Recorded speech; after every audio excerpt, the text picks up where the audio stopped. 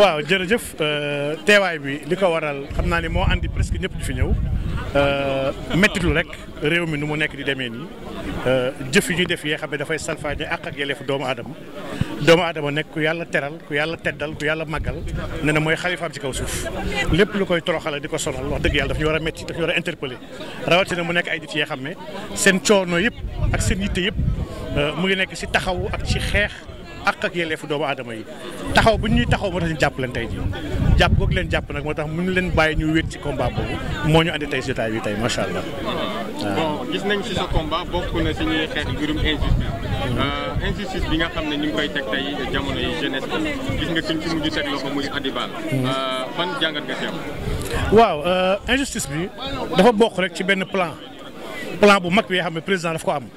ci réduire l'opposition à sa plus simple expression daf ko wax lii moo waral bépp télé bu koy déranger mu jéem a xool ñu ko tëjee bépp activiste bi nga xam ne daf koy déranger mu xool ñu ko téye bépp homme politique bu koy déranger mu xool ñu ko taqalee c'est que lii yëpp actes yi yëpp ci benn même agenda la bokk mooy agenda wu dinaa limiter l'opposition à sa plus simple expression te man maay tànn dëkk bi nu muy doxee ak nu mu war a doxee loolu nag jàpp naa ni Sénégal nekkul monarchie Sénégal réew la bu ñëpp bokk président yàlla dañ ko fal jox ko réew mi waaye moomul réew mi donc saa yu yoon jengee wala tooñ bëri wareef la ñi nga xam ne ñoom ñoo yor souveraineté bi dëgg-dëgg te mooy le peuple ñu génnaat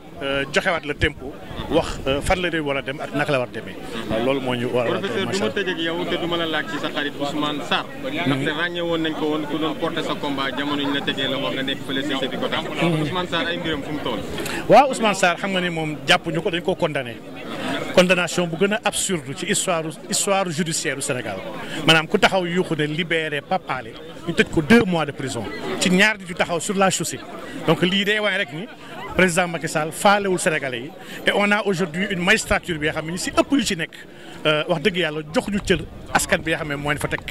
atte lu ñu askan bi dëgg-dëgg ndax lii wax dëgg yàlla dans un pays sérieux mun ci condamné doomu aadama waxtuma di ko ci téye mandat de dépôt donc lu ñuy mettitu la lii yëpp dafa bokk ci bilan bu macabre bu Macky Sall am ci Sénégal duñ ko fàtte wax dëgg yàlla gëm naa ni après Macky Sall il y aura des responsables yoo xam ne qui seront inquiétés aussi bien dans les forces de défense et de sécurité que dans la magistrature ndax lépp luy forfait bu Macky Sall def ci dëkk bi il ne l'a pas fait seul il l'a fait aidé par des fonctionnaires aidé par des personnes yoo xam ne fàttali nañ ni ils doivent loyauté à l'État du Sénégal et non à une personne donc lii daal wax dëgg yàlla mooy wax bu ñu ci mën a wax asalaamaaleykum wa rahmatullahi taala wa barakaatu.